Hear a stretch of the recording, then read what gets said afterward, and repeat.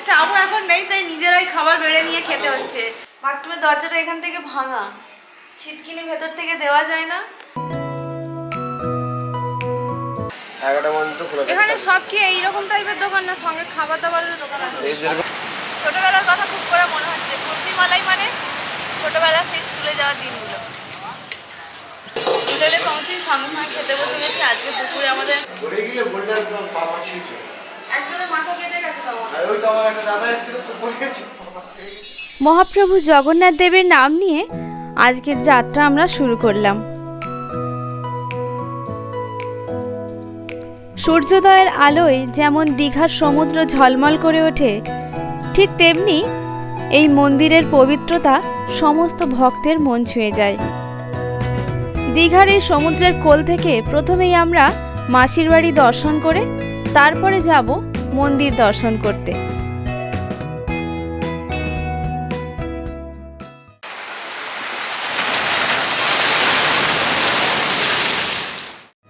এখন আপনারা দেখতে পাচ্ছেন সমুদ্রের ধারে যেখান থেকে জল নামছে সেখানে কিছু মানুষ জাল ফেলছেন।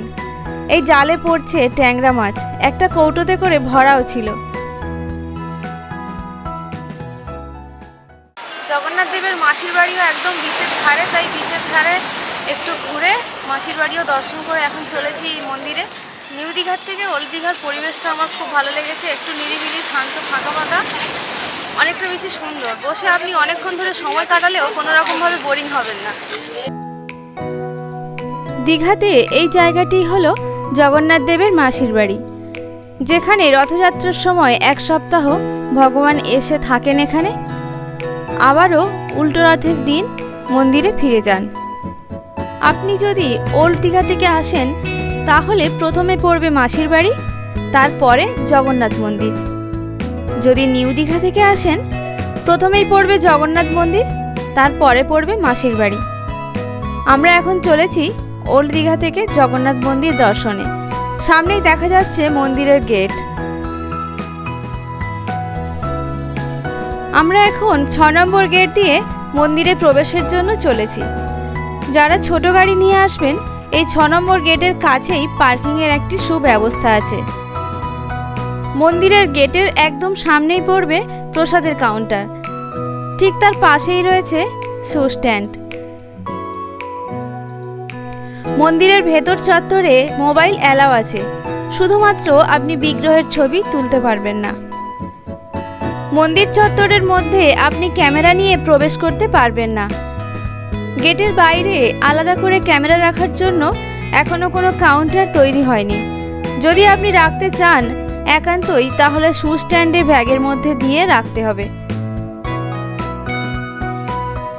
মন্দিরে প্রবেশের পর যখন আপনি এই সাদা মেঝের ওপর দিয়ে হাঁটবেন তখন একটু সাবধানে হাঁটাচলা করবেন, বিশেষ করে বর্ষাকালে জল পড়লে এই মেঝেগুলি খুব পিচ্ছিল হয়। মন্দির খোলা হয় সকাল 6টায়, বন্ধ হয় দুপুর 12:30টায়। আবারও বিকেল 4টায় খোলা হয়, বন্ধ হয় রাত্রি 9টায়। আপনি যদি এখানে ভোগ প্রসাদ নিতে চান তাহলে জনপ্রতি মূল্য লাগে 100 টাকা। মন্দিরের ভেতরে পুরোটাই খুব সুন্দর করে বাগান দিয়ে সাজানো, চারিপাশে সবুজ ঘাসে মোড়া, দেখলে মানসিক শান্তিও যেন হয়।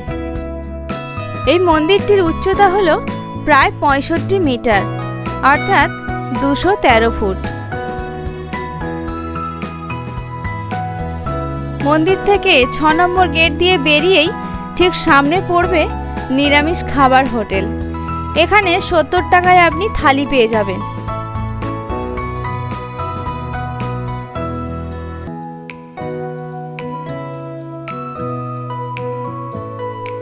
সন্ধ্যার পরে এসে যদি এই মন্দির থেকে আরও একবার ঘুরে যান তাহলে মন্দিরের আরও এক রূপ দেখতে পাবেন। খুব সুন্দর করে আলোকসজ্জায় সাজিয়ে তোলা হয় মন্দির প্রাঙ্গণ, সঙ্গে মন্দিরটিকেও।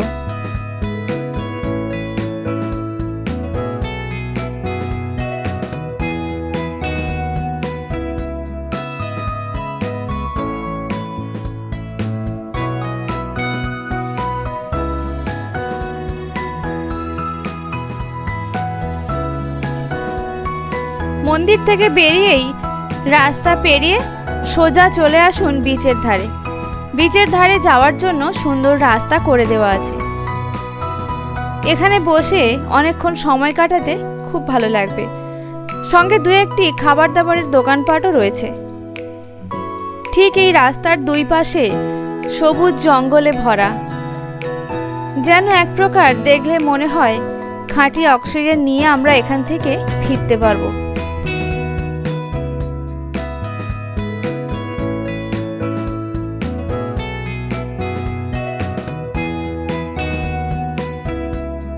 যদি কেউ মন্দির থেকে হোটেলে ফিরতে চান তাহলে একদিকে চলে গেছে এই রাস্তাটি ওল্ড দীঘা, আর ঠিক তার উল্টো দিকে নিউ দীঘা। সুন্দর সমুদ্রের ধার ঘেঁষে হাঁটতে আপনার মন্দ লাগবে না, কারণ বাড়িতে এখন সবারই প্রায় কাজের চাপে ঠিক সেইভাবে হাঁটা হয়ে ওঠে না। তাই প্রকৃতির কোলে কিছুটা সময় কাটিয়ে হাঁটলে খুব ভালো লাগবে। হেঁটে হেঁটে আমার মেয়ে ক্লান্ত হয়ে গেছে, তাই ওর এনার্জি ফিরে পাওয়ার জন্য আইসক্রিম দেওয়া হচ্ছে এখন।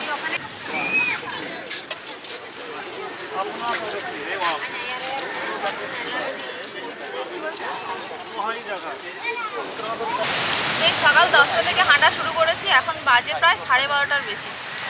তাই ওর সঙ্গে আমিও একটু এনার্জি নিচ্ছি, আইসক্রিম নিয়েছি একটা। ছোটোবেলার কথা খুব করে মনে হচ্ছে, কুলফিমালাই মানে ছোটোবেলা সেই স্কুলে যাওয়ার দিনগুলো।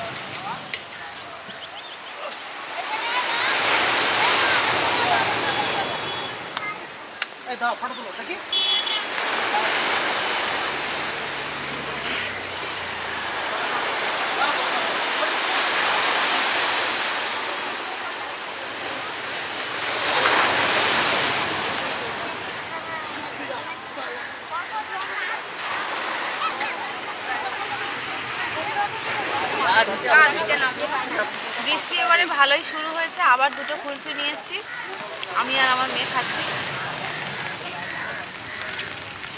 অনেকক্ষণ বসে আছি। তোমারটা বেশ সুন্দর প্লেন হয়েছে, আমারটা শেষ হয়ে গেছে। বৃষ্টি ভালোই আসছে জোরে এবার। অনেকক্ষণ বসে বসে সমুদ্র দেখলাম, এবার উঠে যাবো ভাবছি আইসক্রিমটা খেয়ে। ভালো লাগছে।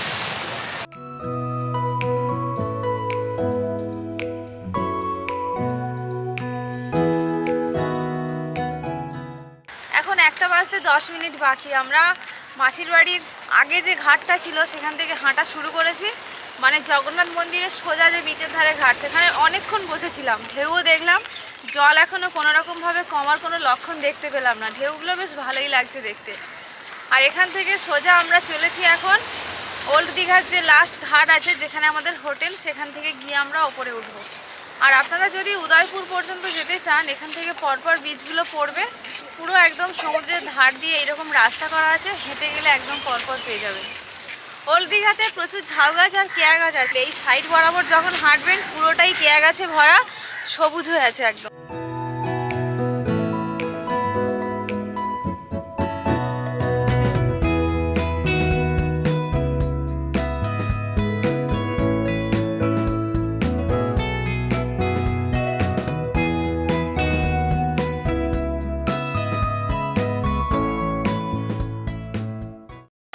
আপনাদের সঙ্গে কথা বলতে বলতে ওল্ড দীঘা চলেই এসেছি আমরা। ওল্ড দীঘাতে বিচের ধারে থাকার জন্য অনেক হোটেল আছে, এখান থেকে শুরু করে ভেতর দিকটাতে পছন্দ মতো যে কোনো মানের সব রকম হোটেল এখানে পাবেন, কিংবা জিনিসপত্র ভাড়ায় নিয়ে রান্না করার সেরকমও বন্দোবস্ত আছে। এক কথায় 2-1 দিনের ছুটি কাটানোর জন্য ঠিকঠাক জায়গা। মার্কেট 10টা পর্যন্ত খোলা হবে, 11টা পর্যন্ত। আর 11টা পর্যন্ত খোলা থাকে। এখানে সব কি এইরকম টাইপের দোকান না, সঙ্গে খাবার দাবারের দোকান আছে? এই যেরকম আমাদের এটা খাওয়ার দোকান, এটা নতুন হয়েছে, এটা সেটা হয়নি। তারপর আর শাকের দোকান আছে, ওটা ব্যাগের দোকান আছে, আর ওটা হট চিজ আছে।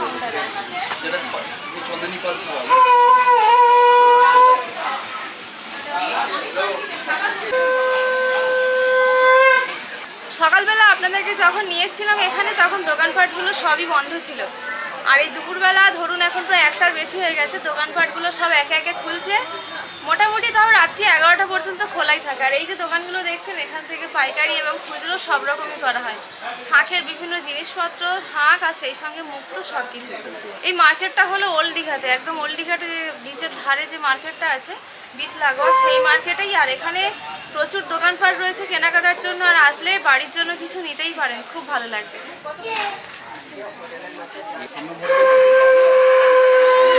আমি দিয়ে দেবো। আচ্ছা খাওয়া ছিল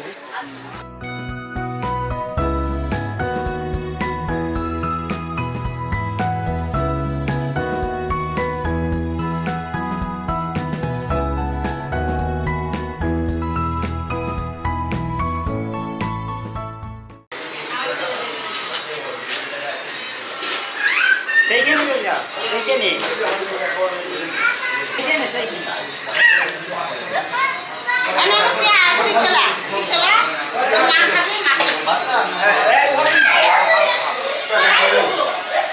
হোটেলে পৌঁছে সঙ্গে সঙ্গে খেতে বসে গেছি। আজকে দুপুরে আমাদের ভাজা ছিল, পুঁটলি ভাজার, ডাল, আলু বাটারের সবজি, মাংস আর চাটনি।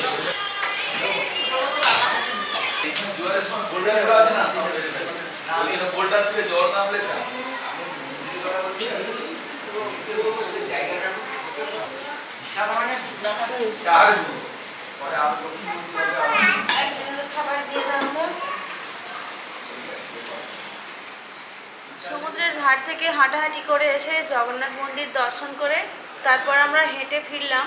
বেশ খানিকটা ক্লান্তই হয়েছিলাম, সকাল থেকে ভালোই হাঁটাহাঁটি হয়েছে। এসে সঙ্গে সঙ্গে ভাত খেতে বসে গেছি। তারপরে খাওয়ার পরে সবার সঙ্গে একটু গল্প আড্ডা হচ্ছিল, একটু ঘুমিয়ে পড়েছিলাম। ঘুম থেকে উঠে এখন ওকে সাজিয়ে গুজিয়ে দেওয়া হচ্ছে। এখন একটু সাজিয়ে দিই, দিয়ে আমরা বেরোবো একটু বিচের ধারে গিয়ে, ওখানে ঘোরাঘুরি হবে সন্ধ্যাবেলা। দীঘাতে আমরা আছি আজকে রাত্রি 10টা পর্যন্ত, তাই ওখানে ঘোরাঘুরি করে সবাই 9টার মধ্যে হোটেলে ফিরে আসবো।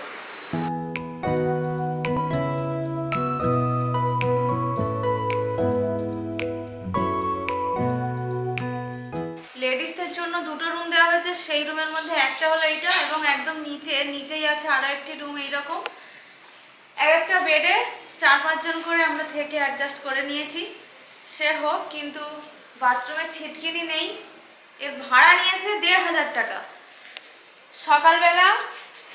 সকাল 6টা থেকে রাত্রি 9টা পর্যন্ত ভাড়া 1500 টাকা, তাও রুম মিলছে না। এরকমই ক্রাইসিস। বাথরুমের দরজাটা এখান থেকে ভাঙা, ছিটকিনি ভেতর থেকে দেওয়া যায় না। ফ্লাশ ট্যাঙ্কি কোনো রকম কাজ করে না, পুরোপুরি ভাঙা, দেখতেই পাচ্ছেন। দীঘাতে যে অচল রুমগুলি ছিল সেগুলিও এখন সচল করে ছেড়েছে, মানে যেগুলো মোটে ভাড়া হতো না সেগুলোতেও এখন রুম পাওয়া যাচ্ছে না। এইরকম একটা ক্রাইসিস হয়ে দাঁড়িয়েছে মন্দিরটা যেখান থেকে উদ্বোধন হয়েছে। টোটো গাড়ির ভাড়া সেও লাগাম ছাড়া আপনাকে বার্গেনিং করতেই হবে। আর এখন আমরা বেরিয়েছি, নিচের দিকে যাব, গিয়ে বিচের ধারে একটু ঘোরাঘুরি হবে। সময় যেহেতু হাতে আছে, বাজে এখন সবেমাত্র বিকেল 5টা। রওনা আছে আমাদের রাত্রি 10টায়, তাই চলুন বেরিয়ে পড়ি। সবাই চলেও গেছে, কেউ কেউ আবার স্নান করতেও গিয়েছিল, যে যার মতো করে ঘুরছে। আমাদের সঙ্গে একজন যাত্রী সবেমাত্র ফিরলেন, এক্ষুনি স্নান সেরে। আপনি কখন ফিরলেন স্নান করে? ভাটা কেমন হয়েছে? একদম নিচে চলে গেছে, একদম অনেকটা লাভ হলো। স্নান করে মজা হচ্ছে খুব। আবার আমার মেয়ে এখন আসে, মানে এই হচ্ছে আমার মেয়েটা এখন আসে, হচ্ছে তো ভাড়া ভালো আছে, এখন আছে। আমি পাচ্ছি, আমি তো 2 ঘন্টা ছিলাম। 2 ঘন্টা ছিলেন? 2 ঘন্টা ছিলেন, 2 ঘন্টা পরেই আসে। এখনো আসেনি, সবাই আছে, সবাই আনন্দ করছে। 4 জন তাড়াতাড়ি ভাড়া খবর করে যাচ্ছে। ভাড়া হচ্ছে তো, আরো সবাই নাচছে। হ্যাঁ বিকেল 5টার সময় এখন ভাত হ্যাঁ খেতে বিকেলে, বসে হ্যাঁ বিকেলে যত ইয়ে হবে তত ভালো লাগবে, যত নিজেরা ভাড়া পড়বে পরিবেশন করে ভাড়ার নিচ্ছে মধ্যে। এখন। হ্যাঁ ওরাও আনন্দ পাবে। খাওয়ার পরিবেশনের স্টাফও এখন নেই, তাই নিজেরাই খাবার বেড়ে নিয়ে খেতে হচ্ছে। 5টা বেজে গেছে তো, তারা একটু বেরিয়েছে সারাদিন কাজ বাজের পরে।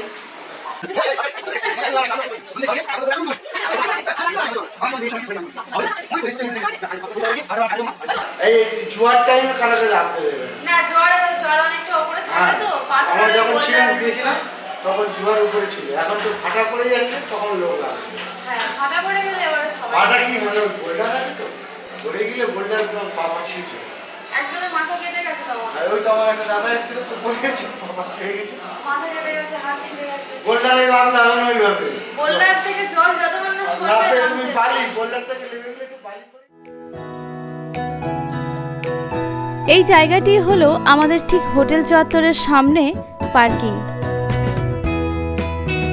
আজ এই পর্যন্ত, ফিরছি পরের দিন অন্য কোনো ভ্রমণ কাহিনী নিয়ে। আপনারা সবাই খুব ভালো থাকবেন, সুস্থ থাকবেন আর সব সময় মনের কথা শুনে চলবেন।